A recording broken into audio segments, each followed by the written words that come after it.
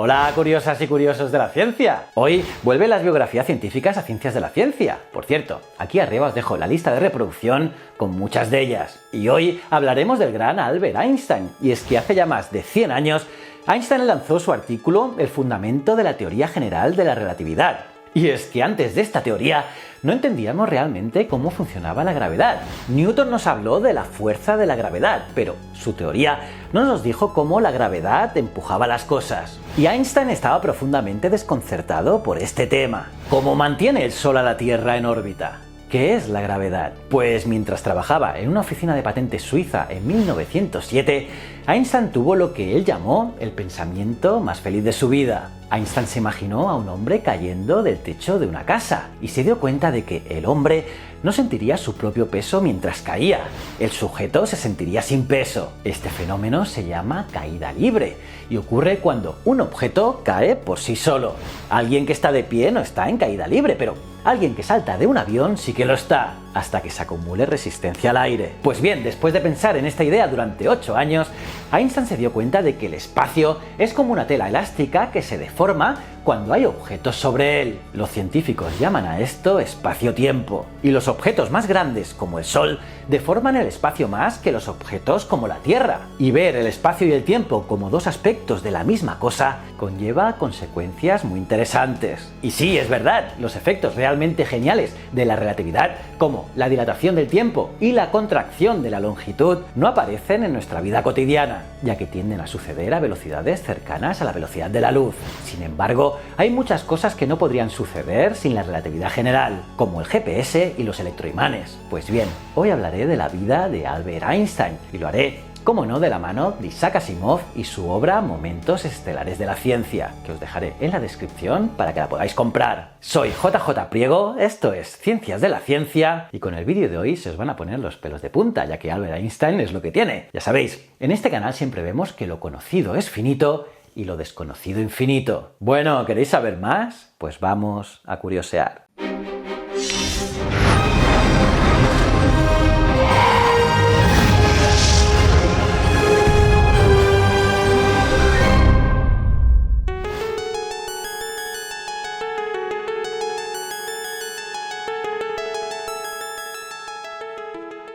El 29 de marzo de 1919 tuvo lugar un eclipse de Sol que estaba llamado a ser uno de los más importantes de toda la historia. Sí, de toda la historia de la humanidad. Los astrónomos de la Real Sociedad de Astronomía de Londres habían aguardado ansiosamente durante años a que llegara ese eclipse que les iba a permitir comprobar una nueva teoría física, una nueva teoría revolucionaria propuesta 4 años antes por un científico alemán llamado Albert Einstein. El día del eclipse había un grupo de astrónomos en el norte de Brasil y otro en una isla frente a las costas de África Occidental. Cámaras de gran precisión se hallaban listas para entrar en acción. Pero no fotos del propio Sol eclipsado, sino de las estrellas que súbitamente aparecían en el cielo oscurecido alrededor del Sol. Y es que Einstein había dicho algo sorprendente. Dijo que la posición aparente de esas estrellas daría la sensación de haber cambiado, que la masa del Sol doblaría los rayos de luz estelar al pasar a su lado. Aquello sonaba imposible porque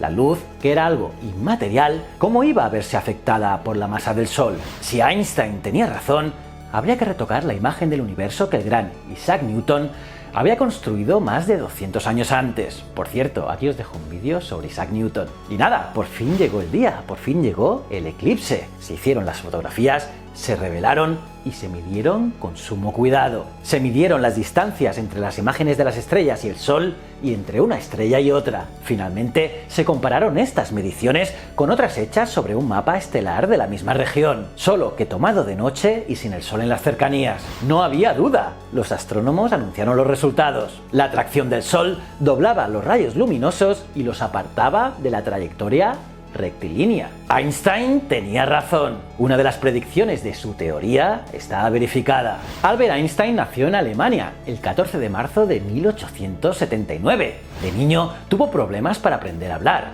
y sus padres llegaron a pensar que padecía retraso mental. En la escuela secundaria no fue un estudiante brillante y se aburría y mucho con los monótonos métodos de enseñanza que se utilizaban en aquel tiempo en Alemania, así que no consiguió terminar sus estudios. En 1894 fracasó el negocio de su padre y la familia marchó a Milán. El joven Einstein, que ya mostraba afición por la ciencia, partió para Zúrich para matricularse en su famosa escuela técnica, donde se puso de manifiesto su insólita aptitud para las matemáticas y la física. Cuando Einstein se licenció en 1900, no consiguió un puesto docente en ninguna universidad, pero tuvo la suerte de encontrar un empleo administrativo en la oficina de patentes de Berna. Y está claro que no era lo que quería, pero al menos tendría tiempo para estudiar y pensar. Y es que había mucho que pensar, ya que la vieja estructura de la física, construida a lo largo de siglos, estaba siendo reestudiada a la luz de los nuevos conocimientos. Los físicos pensaban, por ejemplo,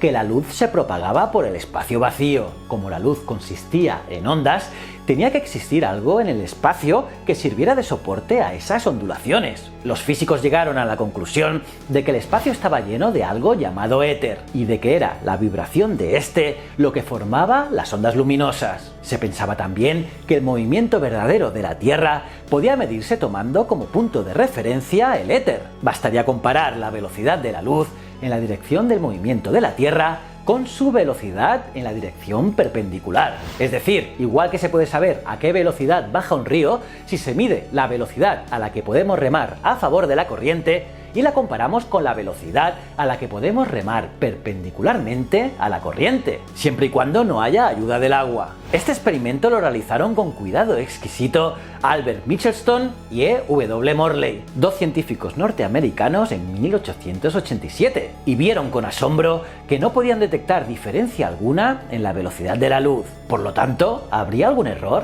Por otro lado, el descubrimiento y estudio de la radiactividad por Becquerel y los Curie también ocasionaron otra explosión de la ciencia. Aquí también os dejo un vídeo que hablo de los dos, tanto de Becquerel como de los Curie. Así, elementos como el uranio, el torio y el radio emitían cantidades ingentes de energía. Pero, ¿de dónde salía esta energía? Piensa curioso que la estructura entera de la física se basaba en el hecho de que ni la materia ni la energía podían destruirse ni crearse. Entonces, ¿qué? ¿Habría que derribar todo el edificio de la física? Pues en 1905, a los 26 años de edad, Albert Einstein publicó sus ideas acerca de todas estas cosas y dijo lo siguiente: supongamos que la luz se mueve con velocidad constante, sea cual sea el movimiento de su punto de origen, como parecía demostrar el experimento de Michelson y Morley. ¿Cuáles serían entonces las consecuencias? Pues bien, las consecuencias las expuso con ayuda de unas matemáticas sencillas, unas matemáticas claras y directas.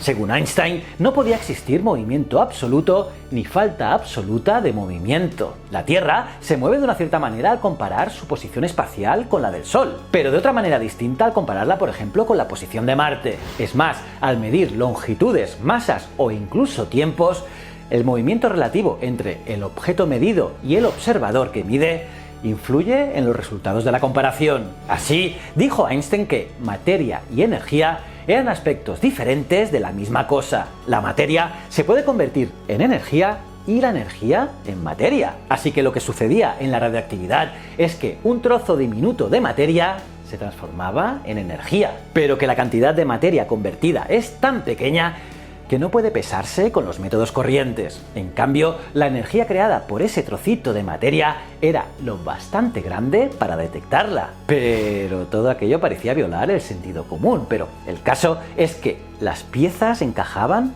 perfectamente. Y además explicaba algunas cosas que los científicos de esa época no acertaban a explicar de otra manera. Ese increíble año 1905 dieron lugar a los primeros éxitos científicos de Einstein. Ese año publicó 4 artículos fundamentales, entre ellos los que completaron la teoría especial de la relatividad. Y 10 años después, Einstein amplió dicha teoría para incluir la gravedad. Aquel hito superó la física de Newton y redefinió para siempre la noción de espacio y tiempo. Pero bueno, todo eso ya os lo he explicado al principio del vídeo y también en este vídeo aquí, que tenéis que ver sí o sí. Y por ello, la fama que adquirió Einstein por sus teorías le valió en 1909 una cátedra en la Universidad de Praga, dejando así su trabajo en la oficina de patentes, y en 1913 fue nombrado director de un nuevo instituto de investigación creado en Berlín, el Instituto de Física Kaiser Wilhelm. 2 años más tarde, en 1915, durante la Primera Guerra Mundial, publicó un artículo que ampliaba sus teorías y exponía nuevas ideas acerca de la naturaleza de la gravitación. Como os he dicho antes, las teorías de Newton, según él, no eran suficientemente precisas, y la imprecisión se ponía claramente de manifiesto en la vecindad inmediata de grandes masas como la del Sol. Por ejemplo, las teorías de Einstein explicaban la lenta rotación de la órbita del planeta Mercurio, el planeta que está más próximo al Sol, y que esa rotación las teorías de Newton no podían explicar. Y esas teorías de Einstein predecían también que los rayos luminosos al pasar por cerca del Sol se apartarían de su trayectoria rectilínea. Y el eclipse de 1919 demostró que la predicción que había hecho Albert Einstein se cumplía. Era correcta, y se vio desde ese preciso momento que Einstein era el pensador científico más grande que había habido desde Newton. Einstein recibió el Premio Nobel de Física en 1921, pero no por la relatividad, sino por dar una explicación lógica del efecto fotoeléctrico, y resolviendo así el enigma de cómo la aplicación de la luz era capaz de hacer que los electrones saltaran de la superficie de ciertos materiales. También se le premió por sus teorías del movimiento browniano, el movimiento de partículas diminutas suspendidas en un líquido o en el aire, un fenómeno que venía intrigando a los físicos desde hacía más de 80 años. Luego, Alemania vivió días muy aciagos, ya que Adolf Hitler y los nazis iniciaron la conquista del poder, propugnando una forma nueva y brutal de antisemitismo, y Albert Einstein era judío. En enero de 1933, cuando los nazis ganaron finalmente las elecciones, dio la casualidad de que Einstein se hallaba en California, y prudentemente decidió no regresar a Alemania, sino que marchó directamente a Bélgica. Los nazis confiscaron sus propiedades, quemaron públicamente sus escritos y le expulsaron de todas las sociedades científicas alemanas, y luego emigró a los Estados Unidos, donde fue bien acogido, y en virtud de un decreto especial adoptó en 1940 la ciudadanía norteamericana. Además, Einstein aceptó la invitación de trabajar en el Instituto de Estudios Avanzados de Princeton, en Nueva Jersey, y en 1934 fue el año en que el físico italiano Enrico Fermi comenzó a bombardear elementos con unas partículas subatómicas recién descubiertas, las llamadas neutrones. Así, al bombardear uranio, observó resultados peculiares, pero no halló ninguna explicación satisfactoria. Pero la importancia de este trabajo fue reconocida en 1938, cuando se le concedió a Fermi el Premio Nobel de Física. Pocos años después, el químico Otto Hahn descubría en Berlín que al bombardear uranio con neutrones se producían átomos de aproximadamente la mitad de peso que los del uranio. Lise Meitner y O.R. Frisch, dos físicos alemanes refugiados que investigaban en Copenhague, dieron en 1938 una posible explicación del trabajo de Hahn. Según ellos, cuando los neutrones chocaban contra los átomos de uranio, algunos de estos se partían en dos. El fenómeno recibió el nombre de fisión del uranio. La fisión del uranio liberaba mucha más energía que la radiactividad ordinaria, y además liberaba neutrones que podían provocar nuevas fisiones. El resultado podía llegar a ser la explosión más tremenda que jamás haya visto. El experimento de Hahn demostró que la masa y la energía guardaban estrecha relación, tal y como había predicho Einstein. Y en enero de 1939 llegó el físico danés Niels Bohr a los Estados Unidos para pasar varios meses en Princeton, donde tenía la intención de estudiar diversos problemas con Einstein. Allí anunció las observaciones de Hahn y la explicación de Frisch y Meitner, y su teoría llegó rápidamente a oídos de Fermi, quien había huido también de Italia, que era aliada por entonces con la Alemania de Hitler, y trabajaba en la Universidad Columbia. Fermi estudió el tema con los físicos John Dunning y George Pegram, también de Columbia, y decidió que Dunning realizaba cuanto antes un experimento para comprobar los resultados de Hahn y la teoría de Frisch y Meitner. Y trabajando a contrarreloj durante varios días, Dunning realizó el primer experimento de los efectuados en Estados Unidos que demostraba la posibilidad de escindir el átomo. Y en el verano de 1939 se estudiaron con Albert Einstein todos estos hallazgos. Y Einstein escribió entonces una carta al presidente de Estados Unidos, Franklin Roswell, comunicándole que la bomba atómica era una posibilidad real y que no debía permitirse por nada del mundo que las naciones enemigas se adelantaran en su fabricación. Roosevelt se mostró de acuerdo con Einstein y proveyó inmediatamente fondos para su investigación. Y así la era atómica comenzaba a despuntar. Albert Einstein murió el 18 de abril de 1955 y hasta ese mismo día urgió al mundo a llegar a algún acuerdo que desterrara para siempre las guerras nucleares. Einstein fue el Newton de esa revolución científica que había comenzado con Röntgen y Becquerel. Sus teorías permitieron a los científicos predecir descubrimientos e investigarlos. Así ocurrió, por ejemplo, con la fisión del uranio. En cuanto fue descubierta, se vio que las teorías de Einstein ofrecían la posibilidad de la bomba y de la energía atómica. Así que todo lo que en el futuro ocurra en torno a la energía atómica, tanto para bien como para mal, tuvo sus orígenes en las ecuaciones que inventó un joven empleado de la oficina de patentes para expresar la relación entre materia y energía. Pero sobre todo, las teorías de Einstein darían lugar a nuevas líneas de investigación, muchas de las cuales siguen vivas a día de hoy. Y es que sus ideas permearon la cultura y moldearon el mundo de manera imborrable. ¿Cómo os habéis quedado, curiosas y curiosos? ¿Qué os ha parecido este vídeo? Brutal, ¿eh? La vida de Albert Einstein. Me lo podéis poner en los comentarios, los leo todos. Y nada, aparte de darle like al vídeo, suscribíos y campanita, os recomiendo estas biografías, aquí están todas, que seguro que os molan un montón. Y si no eres suscriptor, dale a este botón. Y estos dos botones son mis otros dos canales, tanto Historias de la Historia como Easy Promos TV. Y recuerda, el conocimiento es un requisito esencial para la supervivencia. Muchísimas gracias.